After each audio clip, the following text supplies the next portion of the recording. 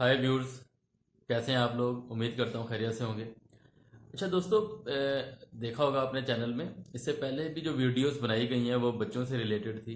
तो ये वीडियो भी इसी सिलसिले में बनाई जा रही है, क्योंकि पहले भी बच्चों से रिलेटेड जो इश्यूज थे उनको डिस्कस किया गया है। तो ये वीडियो में भी बच्चों का ही इशू है जो कि कॉलिक से रिलेटेड है, उसके मुतालिक बात होगी।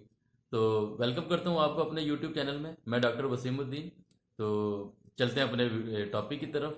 दोस्तों, आज का टॉपिक भी काफ़ी इम्पोर्टेंट है और इन्फॉर्मेटिव भी है।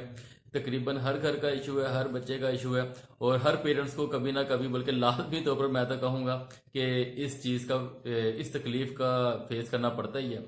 तो आज का टॉपिक कॉलिक से रिलेटेड है। एब्डोमिनल पेन कह लें, कॉलिक पेन कह लें, तो इसके ऊपर बात होगी।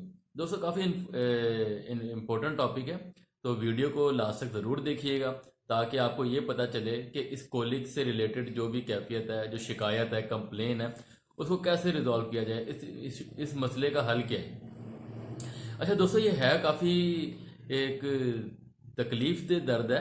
अगर चूंकि एक बच्चा तो बोल नहीं पाता, अगर इन्फेंट्स होगा या बेबी होगा, हाँ थोड़ा बड़ा बच्चा होगा 7-8 साल का, 5 साल का, वो तो बता भी सकेगा अपनी कैफियत के मुतल्लिक।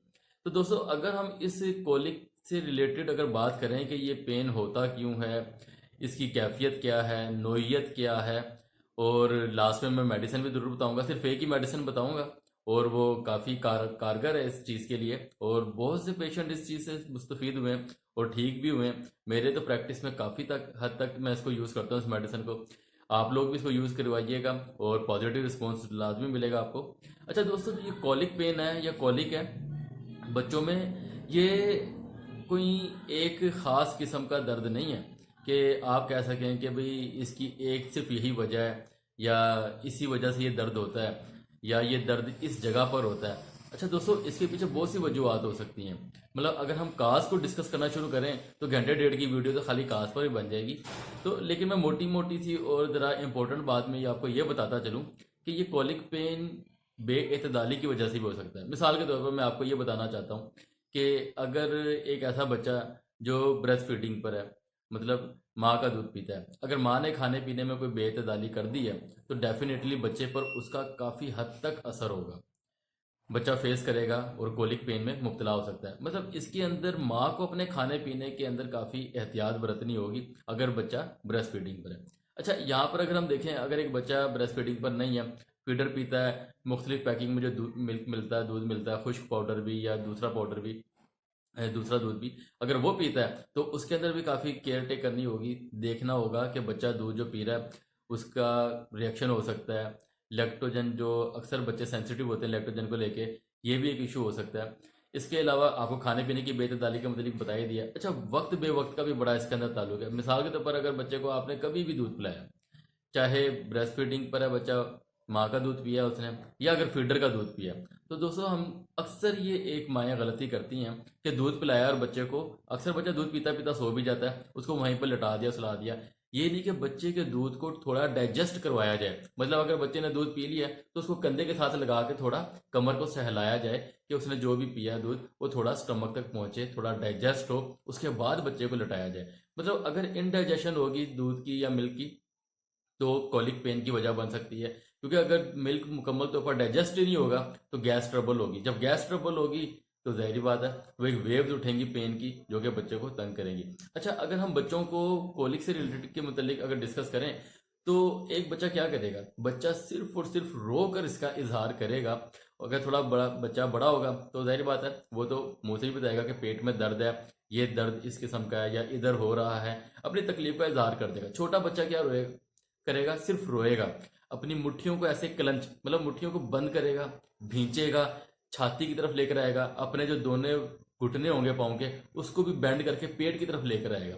अच्छा दोस्तों, जो ये मैंने आज जिस मेडिसिन का जिक्र करना है, काफ़ी इंपॉर्टेंट मेडिसिन है, और उसकी ये खास अलामत है, मतलब मरीज दोहरा हो जाता है, डबल हो जाता है, खुद को बेंड कर देगा, मतलब दोनों हाथ पाँव खाल बेंड करके अपने एब्डोमन की तरफ, पेट की तरफ ले आएगा। मतलब बच्चा, अगर आप देखते हैं कोई कोलिक पेन की शिकायत में मुब्तला है, तो अगर आपने देखा है कि बच्चे ने दोनों मुट्ठियां बंद की हुई हैं, चेहरा लाल हो रहा रो रो के, और अपने घुटनों को भी और हाथों को भी अपने पेट की तरफ ऐसे स्क्वीज करके मोड़ के बेंड हुआ है, تو دوستوں یہ ایک خاص علامت ہے اس میڈیسن کی، اور اس میڈیسن کو چوز کرنے میں کافی ہیلپ فل میں، بلکہ میں یہ کہوں گا یہ تو گولڈن سمٹم ہے۔